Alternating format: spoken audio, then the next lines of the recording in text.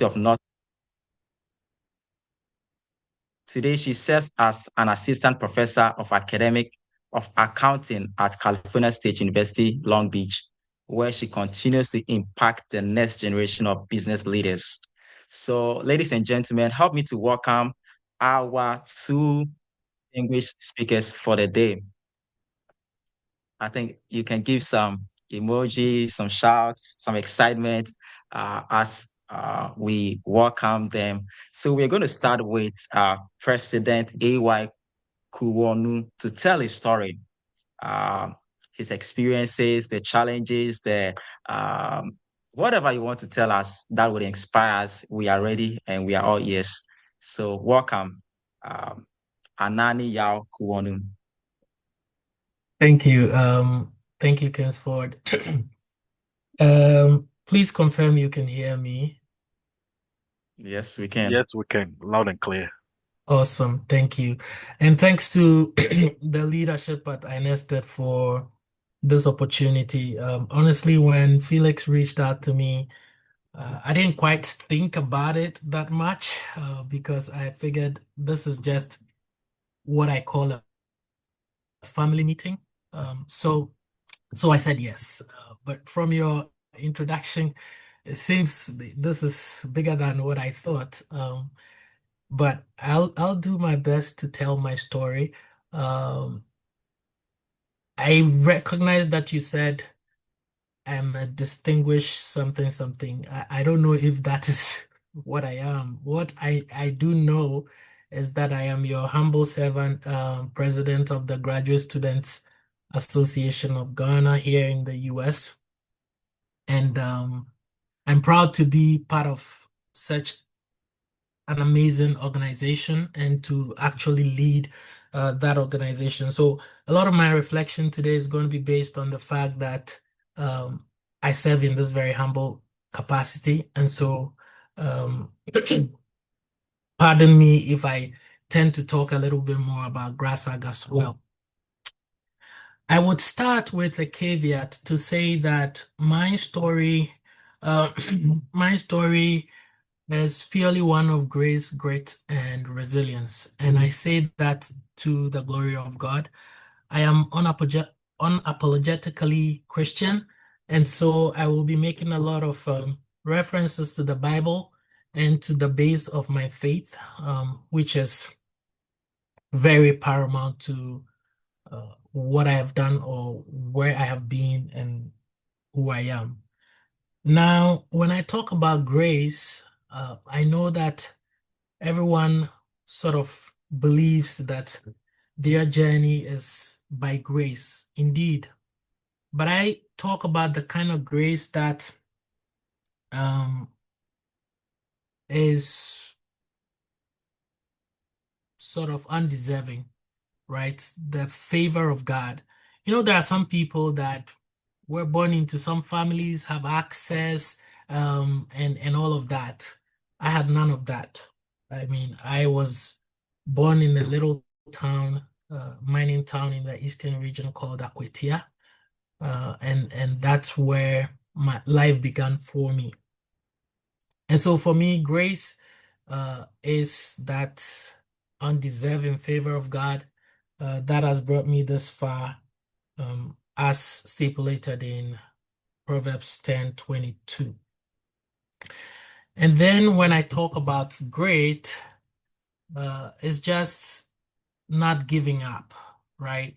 It's that quality of continuing even when in the face of obvious difficulties, being able to keep pushing in the face of failure, in the midst of successes and all of that, just keep pushing. So it's that grit that has brought me here. Resilience, because ultimately when you have gone through all of that, you build that capacity, that tenacity to keep going, and to weather the storm. So that's really the summary of my journey. Like I mentioned before, I was born in Akwetia. And I started my education from a small school called Amanfrom Primary School.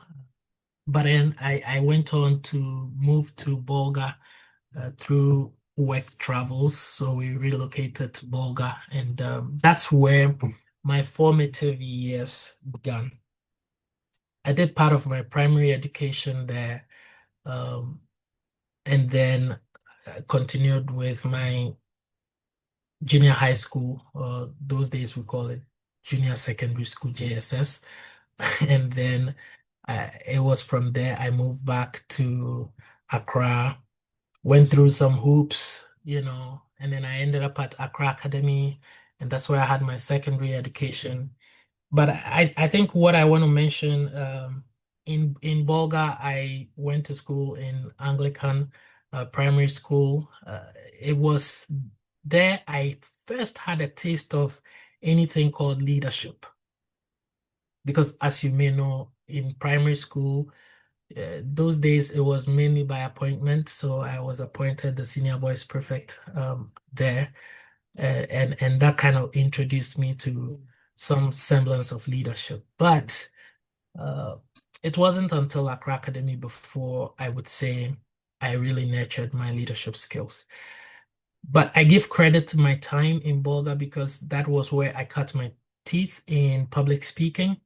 So back in the days, we had something called Cheche Kule, and Cheche Kule would come to, the Upper East region, and my school featured, and I got to do a number of things.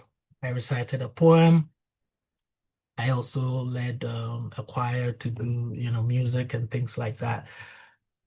But the most important memory for me was during my junior high school when the Minister for Education at the time, Dr. Harry Sawyer, issued a policy directive banning extra classes.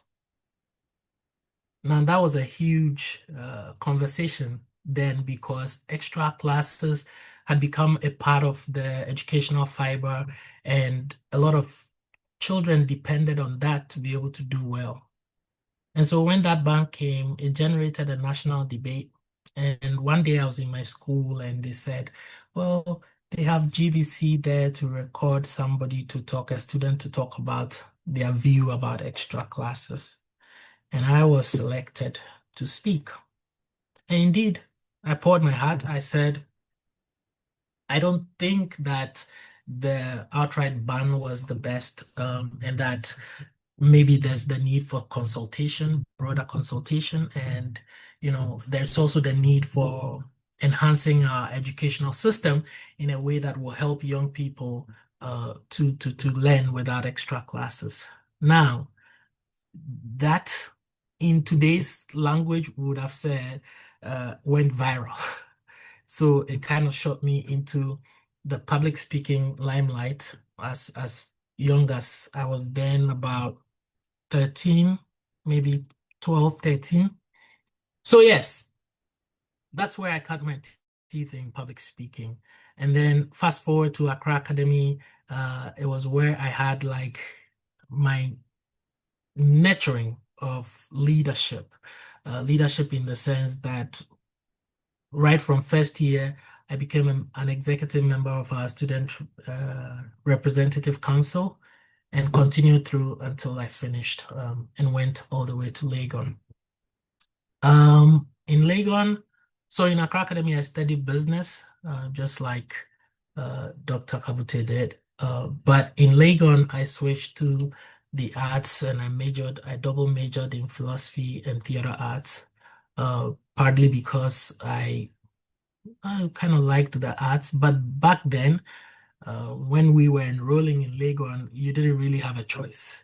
I wanted to study business administration, but at the time, you wouldn't get what you want, and the school would decide your fate. So yes, we had that, and we made the best of it. And that's what I mean when I say great. In the face of failure, still pushing through and making the best of opportunities that you have.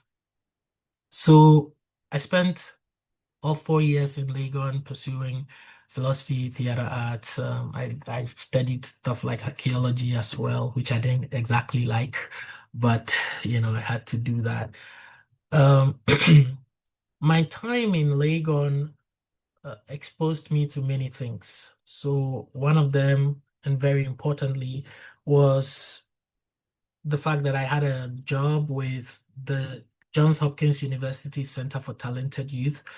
And so every summer vacation, I would travel to the US to work with different universities in that summer program, working in the residential programming. So I was a resident assistant for these super talented fourth, fifth, sixth grade students, who were taking college level courses.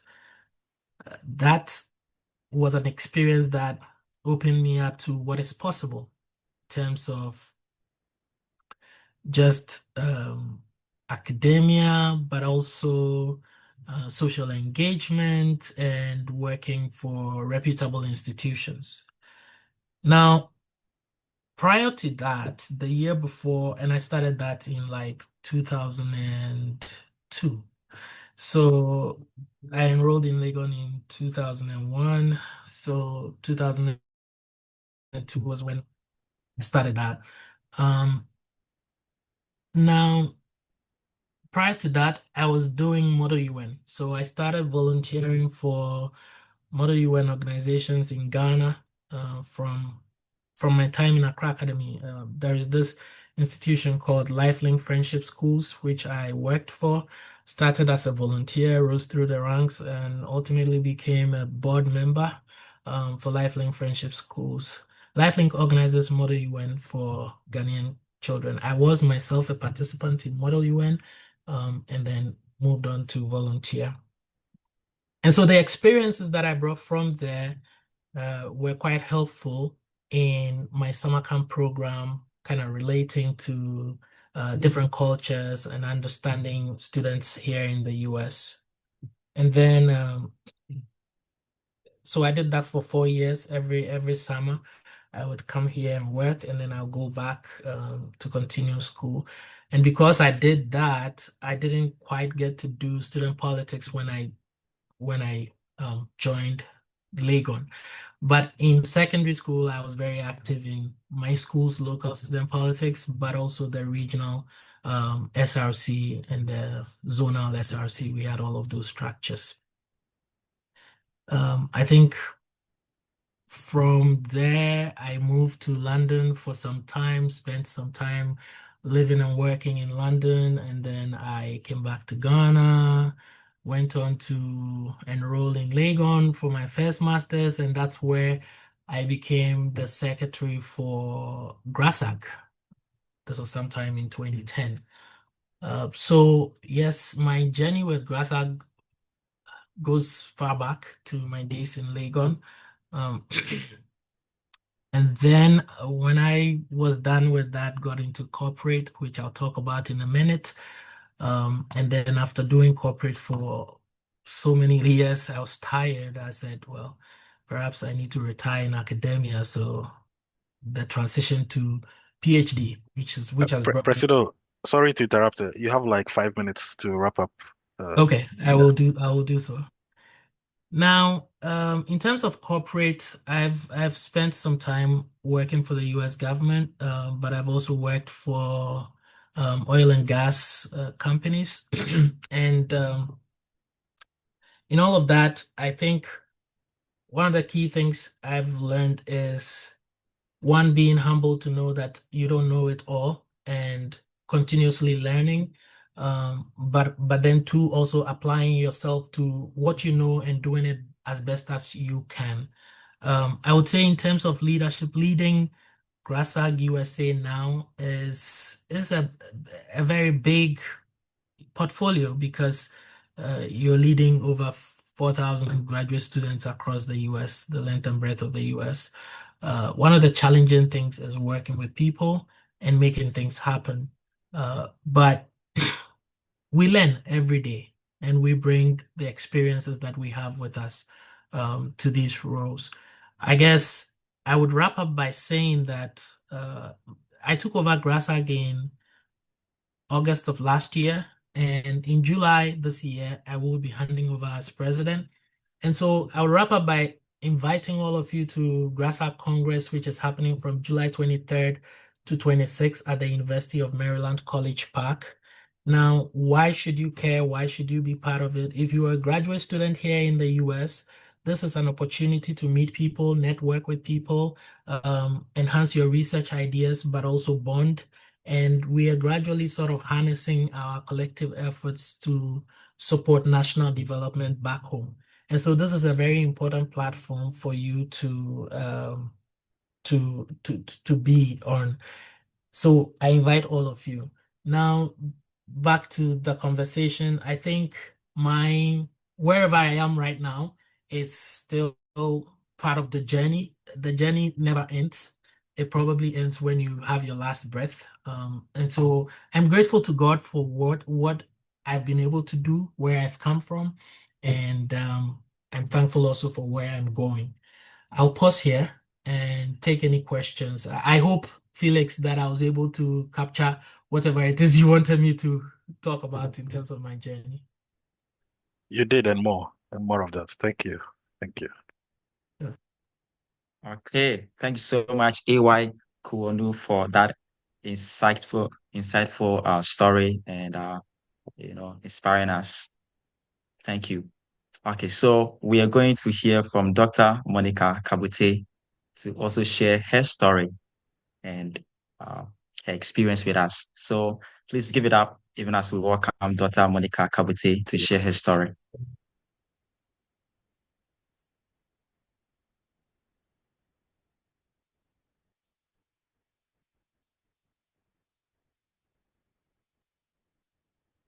I think your excitement has to be louder so that it can cause her to, Yeah, Professor start to speak. has done so well for turning up for us. She traveled to Europe and got back, I think, last night or this morning, and she's still here to give us the Oh, presentation. wow. When you look at That her is eyes, I can tell she's so tired.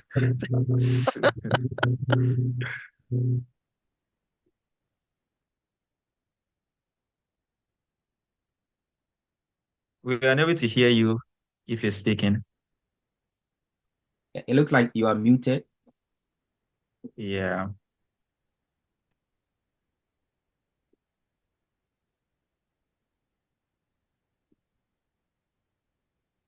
Okay.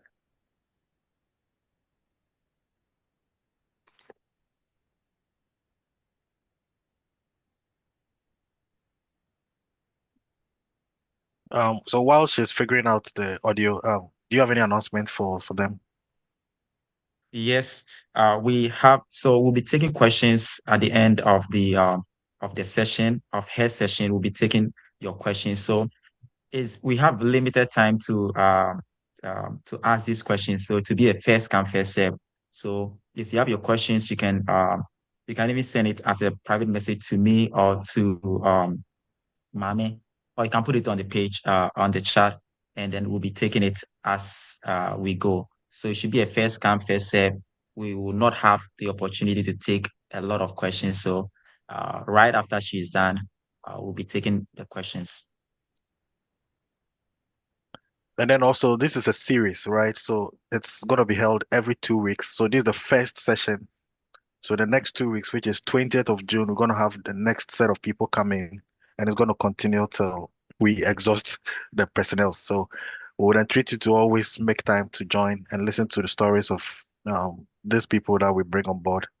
Um, a society without motivation is a dead society. And so there's a need for us Yeah. to keep bringing people that can tell us their story. Perhaps their story can cause a change in someone's life. So just stay with us. Let's do this together. Okay, please hold my hand. That's Yeah, the title. Hold my hand. Let's run together. You know. So next 2 weeks absolutely. we have wonderful people for you. We'll let you know shortly.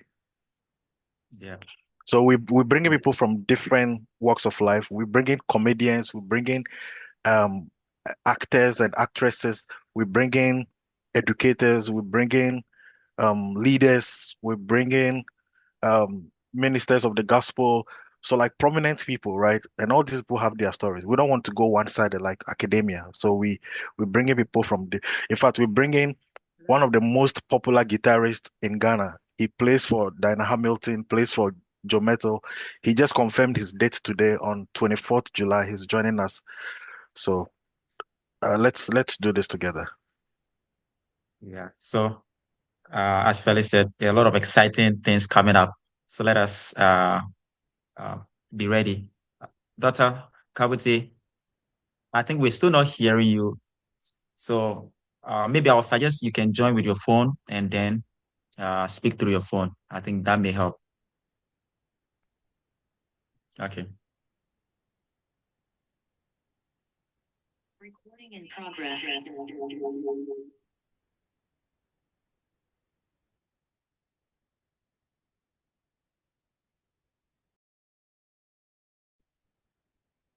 All right, are you able to hear me now? Yes, loud and Yes. clear. Yeah. I think my laptop is so tired because I've been away for the past 1 week, and as Felix rightly said, I just got back last night, and I'm in California, so it's currently 9 something. I've had little sleep. I had a presentation yesterday, so laptop was on all day yesterday. So I really apologize for the technical difficulty.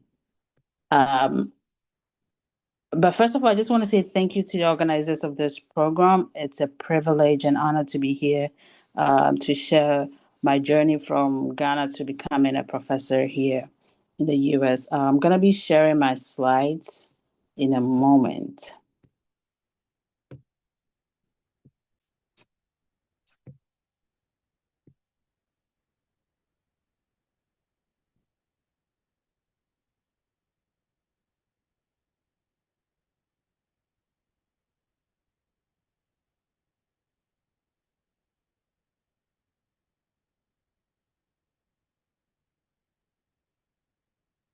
All right.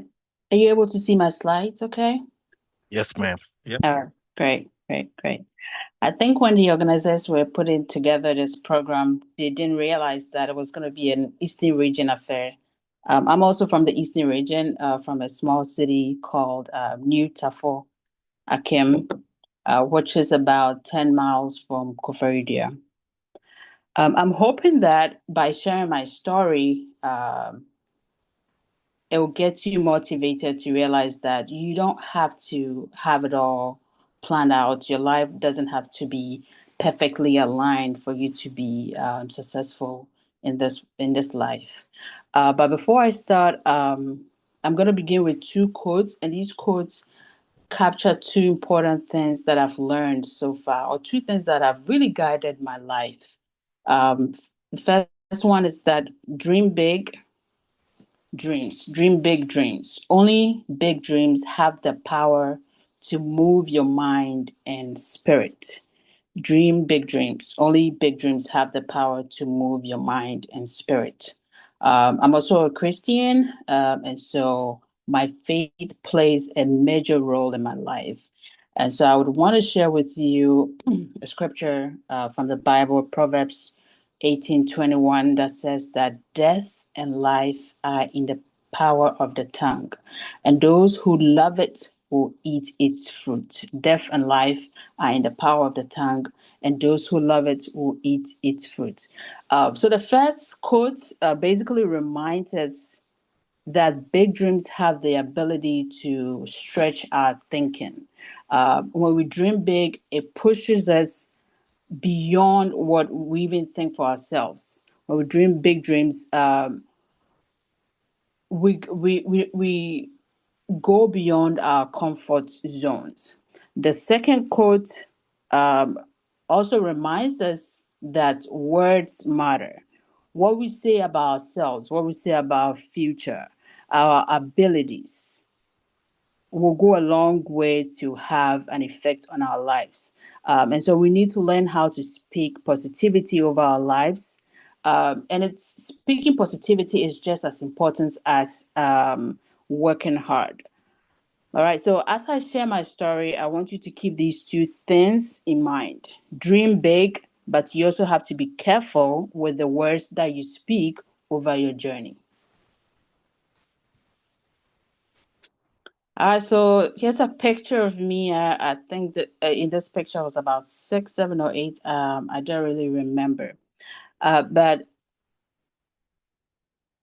basically, this is where my first dream started. I grew up in a middle class family. My dad was not very rich. Wasn't very. We weren't. I would say we were poor too. But my dad managed to send me and my siblings to a very good school in Utah for Kim, one of the best schools for that matter. And so that decision brought me to a place where I was exposed to meeting people who were really, really rich, because most of the people who live in Tafo either work for Cocoa Research or Cocoa Board. And so I had this friend whose dad would always pick her up, drop her off in a very nice, flashy car. And as a student or as a little girl, that stood out to me because I was walking. I was walking like, what, 4 miles to school back and forth every day. And so the fact that someone was picking up their child, bringing them back. And so I remember asking my friend, hey, what does your dad do? And she told me that her dad was an accountant. And that moment stayed with me for a long time. I remember thinking to myself, oh, one day I want to be an accountant. And at that age, I didn't even understand what it meant to be an accountant. Um, what I had to go through, all that I was thinking about was the fact that I wanted my kids to also have that privilege of being dropped off or picked up in nice cars. So that was where the first dream started. All right, so looking back now, I realized that sometimes the dreams that we get can be very, very simple. Uh, for me, it started as an observation. I saw something happening and I imagined it for myself. And that was where the seed was planted. And so I started asking people, how do you become an accountant? I was told that you have to go to elementary school, middle school, high school, college, and all that. So I went through all that. But most importantly, I was told that you need to learn, you need to love math. And so that was where I started to spend time studying math so that I can enjoy, because all I wanted to do was to become an accountant. I went to high school, I pursued business, and then I got a chance to go to KNUST to also pursue business. And after my degree, I started studying for the ICA, which is the Institute of Chartered Accountants Ghana exam. And I passed the first section, and that was when I was about to graduate. And one of my professors reached out to me and said, and asked if I wanted to become their teaching assistant. I don't know about now, but during my time, it was so prestigious to be called a teaching assistant. So I said yes to it. And so I became a teaching assistant whilst I was still studying for my chartered accountant exam. And so I passed that exam. But when I was working as a teaching assistant, I started to develop love for teaching, for research, and for I wanted to become a professor. Now my dream has shifted from being just an accountant to being a professor, because I saw that my professor's life was something that was even better than the accountant's life. I love the work-life balance. I love the fact that I didn't have to go to teach every day, and that I can only teach twice a week and have time with my family. And so that was why I developed the second dream to become a professor. So I had to start working on that. And so I applied to several schools in the US. I applied to more than 100 schools. That time, they were requiring GMAT, GRE, but as I mentioned earlier, I was already studying for the CPA, the ICA exam. So I didn't have that time. I didn't have the luxury of um, going to study for GMAT or GRE. And so I was hoping and praying that I'll get into a school without it. And God being so good, I was admitted to two schools, Texas A&M and I think another school in Texas because I was focused on Texas because I learned that cost of living in Texas was very low. So all that I wanted to do was to be in Texas. But because I didn't take the GMAT exam, when I got my F1, I didn't have funding. And I remember the department chair saying that we cannot give you funding until you come in. I went through the visa interview. I got a visa, but that also required so much faith. I trusted in God. I got on the plane and then went to Texas. And it was during the summer of 2014. I believe that was July. And so they didn't want to give me funding, but they said, when you come in, we're going to have to interview you and see whether you actually qualified to work as a teaching assistant or graduate assistant. And so when I got there, I interviewed for several jobs, and before the fall semester started, I had landed 2 teaching assistant jobs. So I had funding even before the semester started. And so that's just to let you know that you don't have to get it all right the first time. If you don't have funding, that's not the end of the world. God has a better plan for you. And even in my master's program, I won several awards. I won the Best Graduate Student Award. At the end of your the year, you have to take a comprehensive exam. My department chair actually reached out, letting me know that I got the highest grade for that year. And so I didn't just show up. I made sure that as I show up, I was also going to work really hard for them to not even have a reason to doubt my competence. So after my master's program, applying for a job was not easy also. So I had an undergrad in accounting, and my master's was in finance. I started to look for finance jobs, but what I realized was that here in the U.S., most of the finance jobs are really being set aside for the U.S. citizens or green card holders. And I was an F1 student, so it was very tough getting a finance job, and so I had to rely on my accounting degree. And so I got an accounting position, and they started filing for my H-1B for me. But then during that time, I also got married. And so I switched from H-1B to I-130, which is a family petition. But I still had that dream to become a professor. Even though I had my master's, I had a job and everything was okay. I was still thinking about, because when I got into Texas A&M to pursue my master's, I had actually a better view of what it is to be a professor in the US. And so that also motivated me to even want to do it more.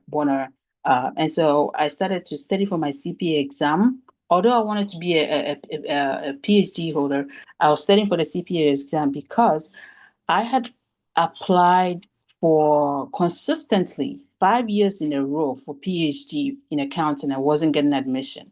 I don't know if you know it, but in the entire US, the number of Black accounting professors are less than 1%.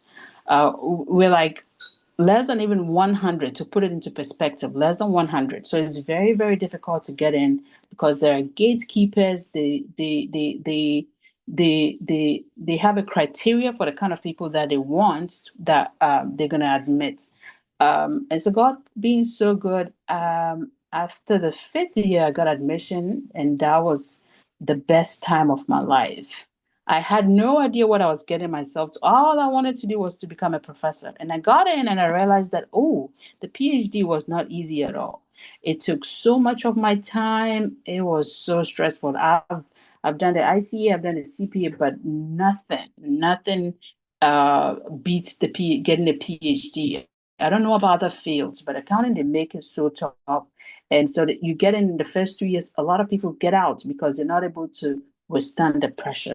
And so during my PhD program, so I worked really hard. I was actually selected as the American Accounting Association representative for the European Accounting Association doctoral colloquium, which is a very prestigious award.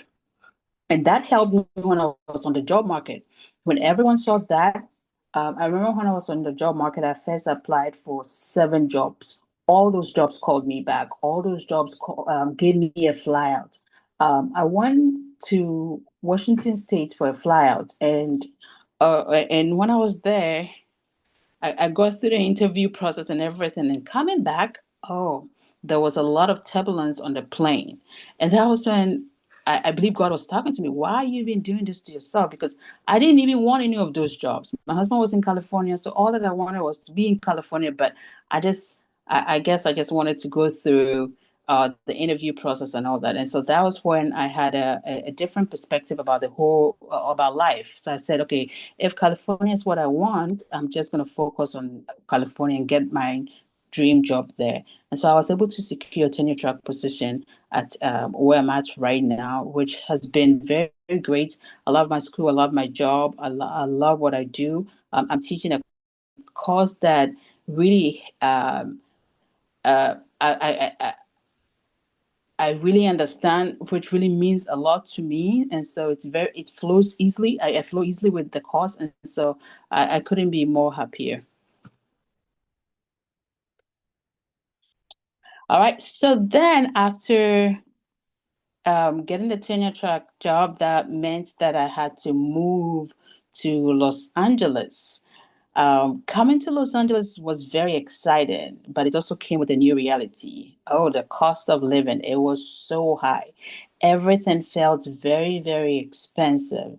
But then I quickly realized that if I want to build a kind of life that I want for myself, I need to think differently.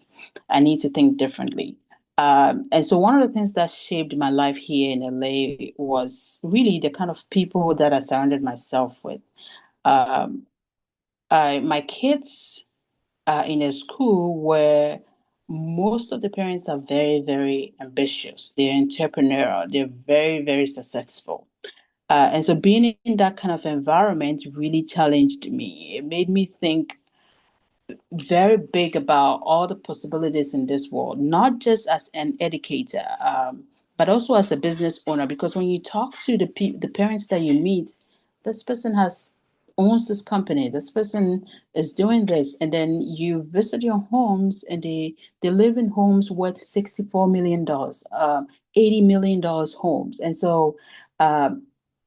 It really stretches you. It makes you think that, oh, it's not all about just being a professor and being content with what you have. All right. So that is the part that led me to start a business, a car rental business here in LA. It began as a very small idea. We started with a red Prius. My husband was laughing at me the other day that I'm so attached to that car. We're trying to sell it, and I said no for 1 year, but we let it go, and I keep talking about it all the time because that was our baby. That was the car that we started our car rental business with. And in the first year of starting the business, we earned over 300,000 from the business. And so then we realized that, oh, LA actually, even though cost of living is high, it's also very good for a business. And so we expanded the business. We added a parking lot near the airport. Um, and so looking back now, anytime I talk about it, it's really stretched me. It forced me to dream bigger, to work harder, um,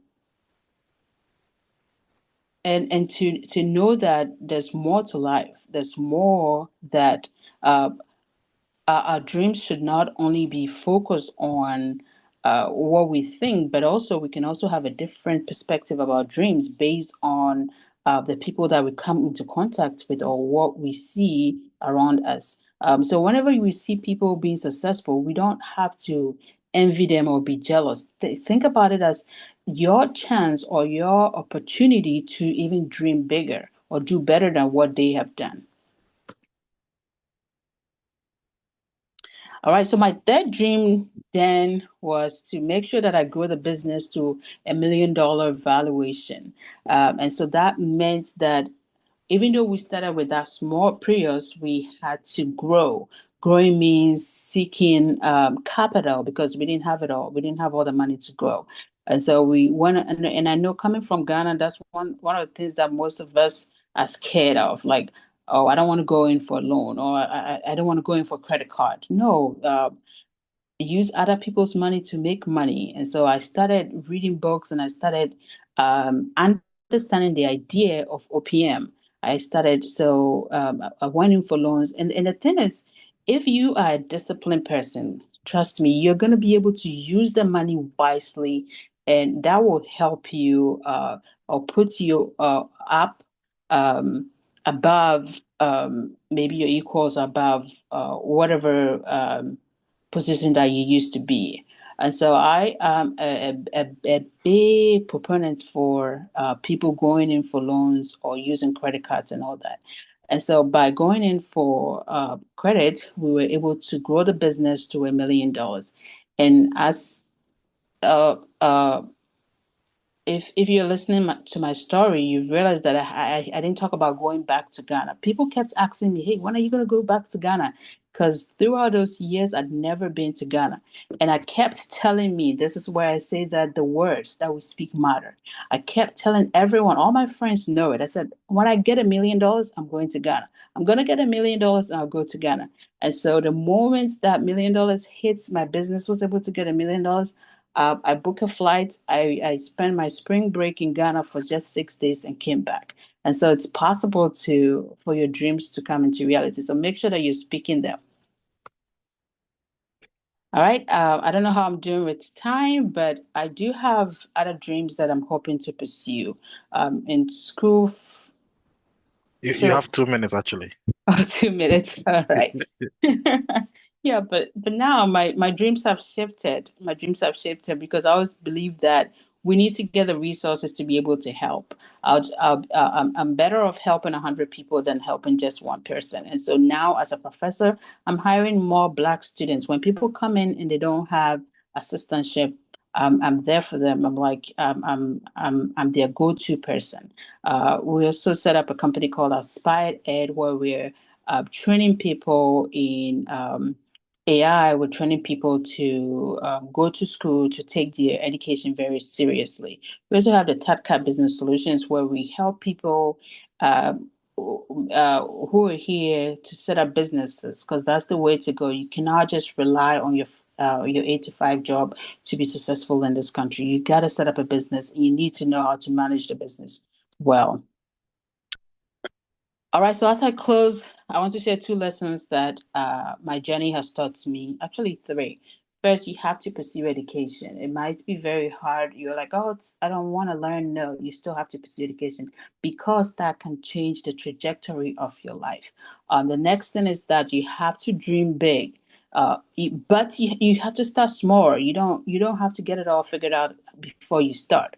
Uh, so as I said, my dream started when I was very young. I was observing someone's life, and I was thinking about it, that, oh, I can do this. I didn't have it all figured out, but that small moment planted a big dream. And over time, through education, through hard work, I was able to materialize that dream. And lastly, align your talk with your walk. And so, if meaning that the tongue in your mouth should go the same direction as the tongue in your shoe. And so our little actions should agree with what we speak. If I want to be a professor, I cannot just be walking about and say, oh no, this professor thing is so difficult, I can never get there. No, we have to be positive, speak positivity into your life, but also take consistent steps to make sure that whatever you're saying aligns with wherever you want to go, wherever your dreams that you're planning to achieve. Thank you. Wow, I think we can give it up for Dr. Monica Kabutey for that inspiring story. Thank you so much, Dr. Kabutey, and thank you so much, AY Kuwornu.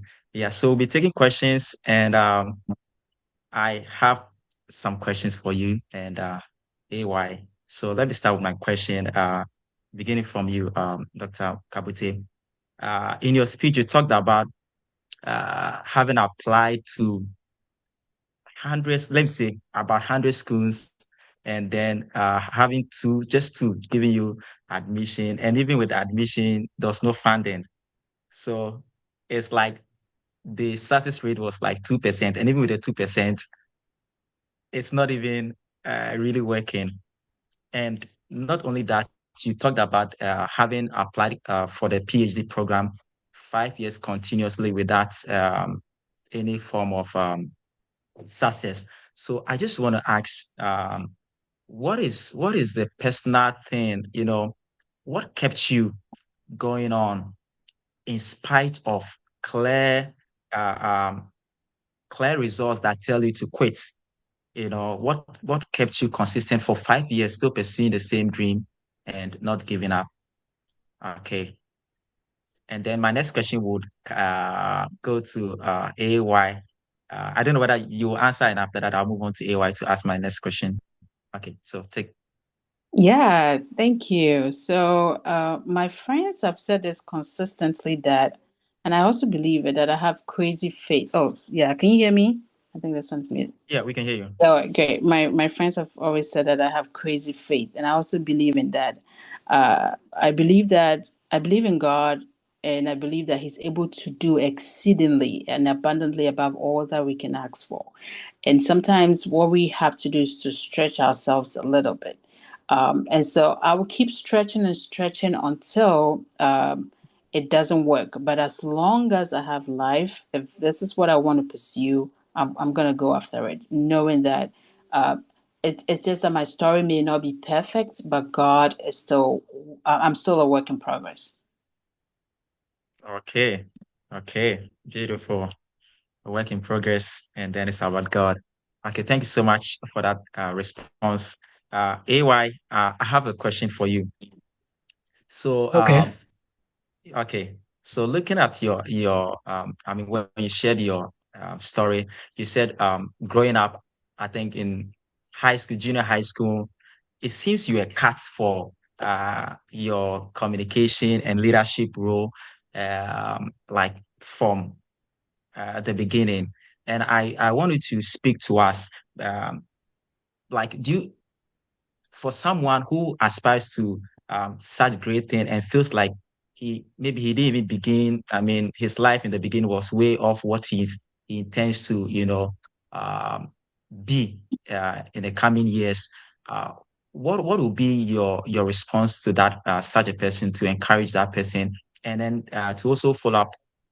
Was there a moment where you doubted yourself and your what you're cut for, that I'm not really cut for this? Was there something like that? Yeah. Well, yes. Thank you, Kes. So, ironically, as a kid, I didn't want to be a communicator, or, I didn't want to be in the front lines of communication. I didn't think that that was even a career to pursue. What I really wanted to do was to be a medical doctor, right? You know how you're growing up and you're thinking, oh, this is what I want to do. But life had its own course, in the sense, through my junior high school education to my secondary school education in Accra Academy, I was offered business, and I thought, okay, why not? Math was not a problem for me. Science was not a problem for me. I could as well be a science student, but somehow, perhaps my admission to Accra Academy was quite late, for starters. And I also, though I had like 6 1s from my junior high school, it was plain 6 1s, and the rest were 2s, right? So, and it was very competitive at the time.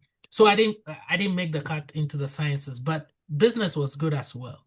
And so when I got into business, I was thriving. I was doing all the accounting, all the costing, all the management, economics. I was thriving. But I guess it was getting into student leadership that really brought the whole communication dimension and leadership dimension to it. So I would say to anybody who doesn't have like a clear-cut path right now, that it's not an end in itself. Wherever you are, you can get to wherever you aspire to be. The first thing is to dream. And I would borrow Professor Kabutey's, quote, dream big, right? You have something that you're aspiring to, and that will sort of guide you on what to do, how to find information. These days, thank God for internet. There's a lot of information available. And so once you can think about what it is you aspire to, you can definitely research and get some information to guide you there. If you're at a point right now that you are not very sure or very clear where you are going, no worries. Just keep doing what you're doing, but also apply yourself to searching and researching and getting the information that you need. But you need that motivation, you need that aspiration, you need that dream to drive you. I don't know if I've answered your question. And then what was the second part? Forgive me. I didn't write it down. Second part of the question was there a time you doubted yourself I and doubted your myself. I mean, many times. Look, this is life. And the reality of life is there'll be times when you doubt yourself, even transitioning from corporate into academia and going through this whole PhD journey. And I'm very sure Dr. Kabutey can attest to this, as well as Dr. Teteman. They understand that PhD is a different ballgame. You will doubt yourself sometimes, but that doubt should not overtake you. That doubt is only a reminder that you can be better than what you are right now. That doubt should lead you to areas that you need to improve and do better to be able to feel confident in yourself and keep going. So yes, I had many times when I doubted myself, but I mean, it kind of helped me steer the course in my career. Wow, it helped you stay the course. That's very inspiring response. Okay, so we have limited time to take questions. I'm going to take about 2 questions and then we would be wrapping up. Okay, so there's a question from Nicholas Otumi, and this question is directed to Dr. Kabutey. He says, "Can you tell us what inspired you to go into the car rental business? Back then, were there competitors that challenged your idea of starting the car rental?" Yeah, thank you for that question. When Felix told me that I had 15 minutes to present, I'm like, my story is too long to fit it all in 15 minutes. So we got to do this again. But when it comes to the rental business, so after my PhD, my family and I moved from Texas to LA. We booked a car with Enterprise or one of those big car rental companies, only to find out that they were out of cars. So when we got here, we're without a car because we had shipped our car from Texas and it was going to take 3 days or a week to arrive.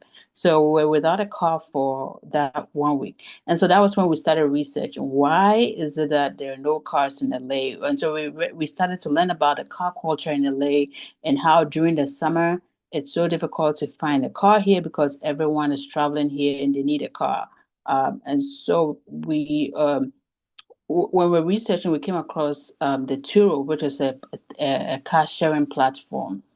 And so you put your car out there, your private car out there, someone else will come and rent it. They have a platform to do all the work for you. And all you need to do is get the car, clean it up, and put it there. So that's how we started. And then we're able to grow it. And so it depends on the area, it depends on where you live or where you find yourself. I don't think we would have grown this business to this point if we were in Texas. Thank you very much. That was very inspiring. So we are going to take our last question because we want to be mindful of everyone's time. So in the next series, our goal is that you join early so that we'll be able to close right on time. We are going to take 10 learn sentence question, and after that, we'll wrap up so that everyone can have their time. What's your question, Tech Dr. Ayubo? Yeah. Congratulations. My question is to Professor Monica. Congratulations, Prof. Your story is very inspiring. I mean, I used to actually hear of you when I was doing my master's. I think you were also doing your master's then too. Yeah, and I was hearing a lot of good stuff like Monica is so smart, Monica is this, Monica has done this. So for me to actually see where you are now, I'm impressed. Congratulations to you. Okay. And I want to know, how can we reach out to you for business advice? I know your trajectory actually, from afar. And I've studied your path, so I know what I'm saying, right? How can we reach out for such things? All right. Yeah, thank you so much. Thank you so much. I do appreciate you. I'm gonna put my number in the chat, but feel free to reach out on LinkedIn. I teach managerial accounting, so I teach people how to grow their business. And so if you're thinking about starting a business in the US and you need help, I'm your go-to person. I used to have your number, but I lost it, so I'll take the new one. Okay. Okay. Yeah. Thank you. I just posted it. And please do reach out. Do reach out on LinkedIn. Let's connect on LinkedIn. Yeah, thank you. So wrapping up, do you have last words that you can tell us, things that we can take home and ponder on after this meeting? There's no order for this. Professor, do you have any last words for us? AY, do you also have any last words before we end?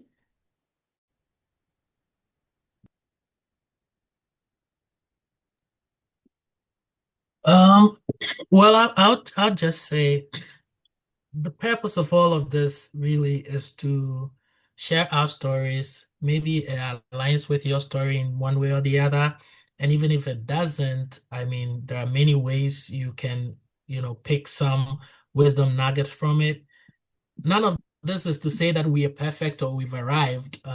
This is a journey. And I think, well, I speak for myself to say I'm still on that journey. 15 minutes is too short a time to really recount everything that we've been through or that I've been through. But I just leave you with this. If you are religious, stay true to your faith, work hard, dream big, identify opportunities, apply yourself to it. Of course, there'll be downtimes, there'll be moments of doubt. You will fail sometimes, but always remember, fail forward. So you fail, you learn from it, pick yourself up, and then keep doing it again. Consistency usually breeds success. So keep at it. And together, I think that we will all rise to prominence at some point. And let's build that network, because this is also one opportunity where you get to meet somebody, connect with them, and then make the best of it. So that will be like my last words for this session. Thank you very much. Dr. Kabutey, do you have any take-home message for us before we end this session? Thank you. And thank you to everyone for coming. Attendance is about 70 something. At the point, we had about 77, which is so impressive. Thank you all so much. On a Saturday, there are numerous things that you can get done, but you chose to spend an hour here with us. So we really do appreciate it. But before we all leave, I just want to say that we may not know exactly how everything will unfold in our lives. I think someone asked me, why did you apply for 100 schools and you kept going? Well, kept you going? Well, you don't know how things will turn out, but if our words, our actions, and our work ethics are aligned, we give ourselves a better chance to become the person that we're dreaming of becoming. So let's make sure that our words, our actions, and we have good work ethics. Let those three align, and you're going to be the person that you dream of becoming. Thank you. Thank you very much. We really appreciate you coming in, and also AY coming in to give us this inspirational session. I pray that whatever projects that you have going on, it's able to succeed and we can learn more from it. To end, thanks to everyone who was able to join this session. It was very, very productive, and I'm really impressed by the attendance. One last thing that I want you guys to take note is about the masterclass. We have a masterclass series that to be able to help us learn things, technical skills, or have certain technical skills like AI, how to write a review paper for a EB1 or EB2 application, and many more. We have speakers and teachers that have experiences in these specific topics, and we run this monthly masterclass series. And our first masterclass series is by Dr. Phyllis Tete Ingman, who teaches us on how to write research, how to write a review paper, how to submit it, and all of that. And this will be available on inested.com, our platform. You can have access to the video. And before we end, I would love everyone to, if you can, come out from your video so that we can take a picture together and post it on our various websites for people to get also inspired to be able to join our monthly mastermind series. Our technical lead, Yuma, can you please take a snapshot of everyone here so that we can have a record of this session? If you can you come out of your video? Those that, yeah, thank you very much. I can see people coming out. It's great to see these beautiful faces. Ima, so I think Ima can stop sharing and it will look. Yeah, so that we can take a video together.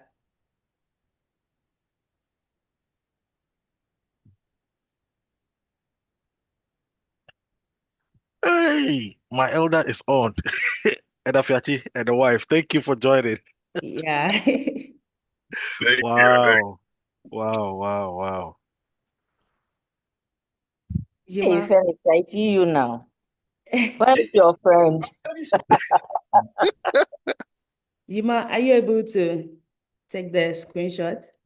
Yeah. Yes, just a moment. Okay. So before Yuma gets ready with that, I just want to say again, thank you very much. And I'll see you in our next mastermind series, which is in 2 weeks. We have great speakers coming up again to share their experiences and see what we can learn from it. Let me talk about that really quick. Okay. So we have two speakers coming. One is actually on this call. He has multiple jobs. So to land multiple jobs in the US is very hard. But he has landed multiple jobs and he's going to share with us the strategy in getting all these jobs. He's Dr. Frederick Ivo. He works with the top Wow. companies, not just the startups, but the top companies in the US. So he'll be here to share that. And we also have Reverend Irene Chumesi Ankra. She also has a story to tell. Somebody going towards the track of holiness and still making life very comfortable for herself and the world at large. So we have these two people coming next 2 weeks. Please make time and join us. Same time. Nothing is changing. Same time. Yeah. 4 p.m. Ghana time, 12 p.m. Eastern time, 9 a.m. my time. Yeah, and please try and join early so that we close exactly at 1 because we want to be on time for this event. Yuma, please, are you ready?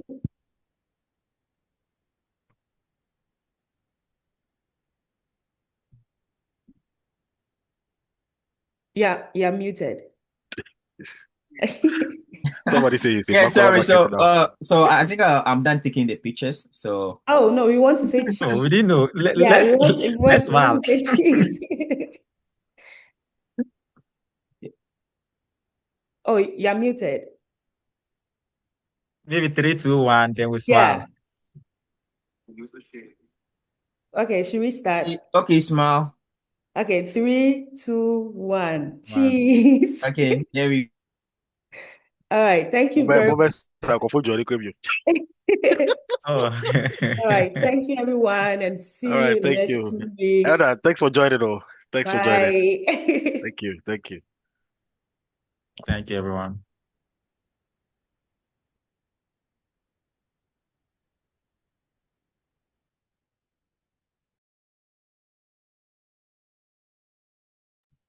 my man Kingsford and Felix can stay behind. Okay, sir. Is Enoch around?